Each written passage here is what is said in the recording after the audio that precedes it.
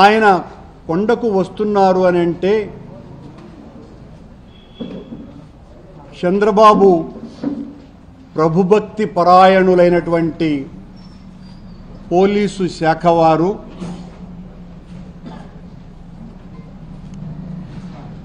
Thirty act అమలు చేస్తున్నామని చెబుతూ ఎక్కడికక్కడ మా పార్టీ నాయకులను కార్యకర్తలని భయభ్రాంతులకు గురి చేస్తూ భయపెడుతూ మీరు ఇళ్ల నుంచి బయటికి రాకూడదు అని మౌఖిక ఆదేశాలు ఇవ్వటమే కాకుండా నోటీసులు సర్వ్ చేయటం జరిగింది. మొత్తం రాయలసీమ అంతా కూడా మా పార్టీకి సంబంధించినటువంటి నాయకులను, మాజీ శాసనసభ్యులని, శాసనమండలి సభ్యులని, మంత్రులను, మాజీ మంత్రులను వీళ్ళనందరినీ కూడా హౌస్ అరెస్టులు కూడా చేయటం జరిగింది. చంద్రబాబు గారి ప్రభుత్వానికి జగన్మోహన్ రెడ్డి గారిని చూస్తే ఎంత భయమో దీన్ని బట్టి చూస్తే అర్థమవుతుంది. జగన్మోహన్ రెడ్డి గారు నిన్న మా పార్టీ ప్రకటన కూడా ఇచ్చింది. భగవంతుణ్ణి దర్శించుకొని ఏ ఆర్భాటాలు లేకుండా తిరిగి వెళతారు ప్రార్థనలు చేసి పూజలు చేసేనని. మేమెక్కడా మరొక రకంగా తద్విరుద్ధంగా ప్రవర్తిస్తామని లేదా మా పార్టీ క్యాడర్నందరినీ కూడా గుమికూడమని అధికారికంగానో గ్రూపుల ద్వారానో మౌఖికంగానో చెప్పటం కానీ ఎక్కడా చెయ్యల. కానీ మాకు ఇచ్చినటువంటి నోటీసులలో మీరు 10,000 మందిని సమీకరిస్తున్నారు, సమీకరించటం శాంతి భద్రతలకు విఘ్నం కనుక ఎట్టి పరిస్థితుల్లోనూ మిమ్మల్ని కట్టడి చేస్తున్నాము. ర్యాలీలు, బహిరంగ సమావేశాలు మీకు భయం కాబట్టి మీరు నిషేధించుకోండి. కానీ స్వామివారి దర్శనానికి ఒక పూర్వ ముఖ్యమంత్రి వస్తూ ఉంటే, స్వామివారి పట్ల అనన్య భక్తి విశ్వాసాలు కలిగినటువంటి ఒక పూర్వ ముఖ్యమంత్రి స్వామివారి పట్ల భక్తిని చాటుకోవటానికి వస్తూ ఉంటే భయపడిపోయినటువంటి ప్రభుత్వం చేస్తున్నటువంటి నిర్వాకం ఇది. హైందవ సంఘాన్ని హింస పెడుతున్నటువంటి కలుషాత్ములు, కళంకితులు ఈ రోజున జగన్మోహన్ రెడ్డి గారి మీద అత్యంత దారుణంగా, హేయంగా, నీచాతి నీచంగా ఆయన మీద దాడికి దిగితే ఆయన డిక్లరేషన్ ఇచ్చి దైవదర్శనానికి వెళ్ళాలి అని సూడో భగవంతుని పట్ల అంతంత మాత్రమే నమ్మకం ఉన్నటువంటి సూడో మనుషులు జగన్మోహన్ రెడ్డి గారిని కట్టడి చేయాలని మాట్లాడుతున్నారు. హిందుత్వం ఏం చెప్తుంది? భగవంతుని మమ్మల్ని అననారటువంటి మాటలు మాట్లాడి హైందవ ధర్మానికంతా కూడా, సనాతన ధర్మానికంతా మేమంతా కూడా చాలా వ్యతిరేకంగా పనిచేస్తున్నామని, ఆయన ఒక్కడే హైందవ ధ్వజస్తంభమని, సనాతన ధర్మపీఠ లక్ష్యమే తన ధ్యేయంగా అని పెద్ద మాటలన్నీ కూడా యాక్షన్ చేస్తూ మాట్లాడినాడు.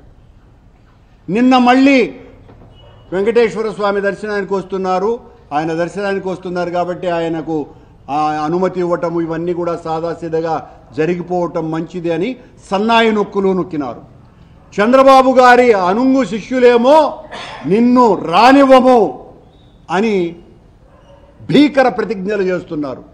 మరొక కూటమిలో ఉన్నటువంటి బీజేపీ వాళ్ళేమో నువ్వు వస్తే అడ్డుకుంటాం, అలిపిరిలోనే నిన్ను నిలేస్తాం అని, మేమే హిందువులం, ఇంకెవ్వరూ కూడా హిందువులు కాదు, హిందువులు అయినటువంటి మేము నిన్ను ప్రతిఘటిస్తాం, నిన్ను పైకి రానివ్వమనని వాళ్ళు భీష్మ ప్రతిజ్ఞలు చేస్తున్నారు. ఈ తిరుపతి బీజేపీ నాయకులు లేదా కొత్తగా బీజేపీలో చేరినటువంటి ఈ నాయకులు చెబితే, ఎవరి పేరు చెబితే వాళ్ళు హిందువులట, ఎవరు హిందువులు కాదని వాళ్ళు చెబితే వాళ్ళు హిందువులు కాదు. వీళ్ళు హిందూ ధర్మాన్ని పరిరక్షించేటువంటి వాళ్ళు, విశాలమైనటువంటి హైందవ సనాతన ధర్మ పరిరక్షణ కోసమని కంకణబద్ధులైనటువంటి కోట్లాది మంది మహనీయుల యొక్క జీవన విధానాన్ని చిదిమేస్తున్నటువంటి వ్యక్తులు వీళ్ళు. హైందవ సంస్కృతిని గురించి మాట్లాడుతూ ఓనమాలు కూడా తెలియనటువంటి వాళ్ళు సనాతన ధర్మాన్ని గురించి. వీళ్ళు సనాతన ధర్మ పరిరక్షకులుగా కొత్త అవతారం ఎత్తి రోజు పత్రికల్లోనూ ప్రసార మాధ్యమాల్లోనూ తమకు కావలసినంత షేర్ తీసుకోవటం కోసమని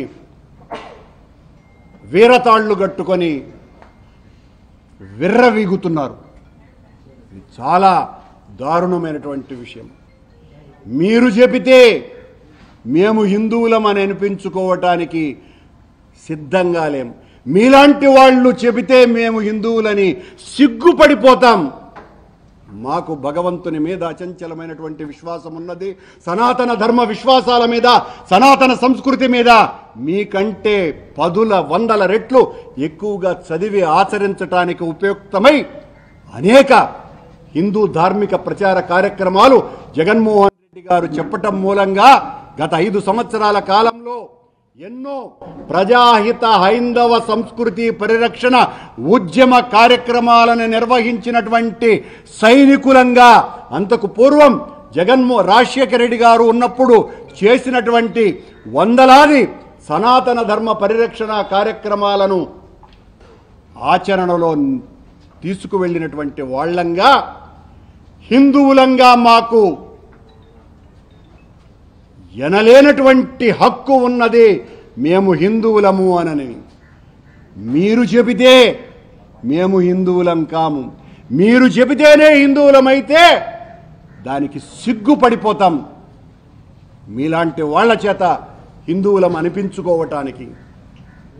మేం భక్తిపరులం. మేము సనాతన హిందూ ధర్మాన్ని పరిరక్షించటానికి స్వామివారు నిర్దేశించినటువంటి ప్రతి కార్యక్రమాన్ని చేసినటువంటి వ్యక్తులంగా, ఆ స్వామివారి దర్శనానికి ఈరోజు వస్తున్నటువంటి మా నాయకుడు జగన్మోహన్ రెడ్డి గారిని అడ్డుకునేటువంటి ప్రయత్నం జరుగుతున్నది అనంటే, చంద్రబాబే ప్రకటన ఇవ్వాలి, జగన్మోహన్ రెడ్డి గారిని సాదరంగా కొండకు పంపించండి అనని. ఒక్క ప్రకటన లేదు.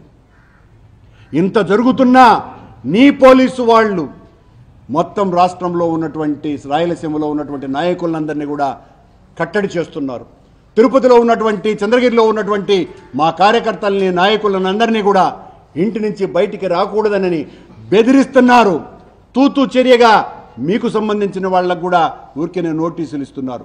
మొన్నేమో నన్ను గరుడ విగ్రహం దగ్గర మీరు మాట్లాడడానికే వీలు లేదు అని అంటే, ఆ వెంటనే 15 నిమిషాలకు తెలుగుదేశం వాళ్ళు వెళితే అదే పోలీసు వాళ్ళు వీరదండం వేసి వాళ్ళ చేత మాట్లాడించినారు. అంటే మీ వాళ్ళు ఎలా ప్రవర్తిస్తారు అని చెప్పడానికి ఇది ఉదాహరణగా చెప్తున్నా.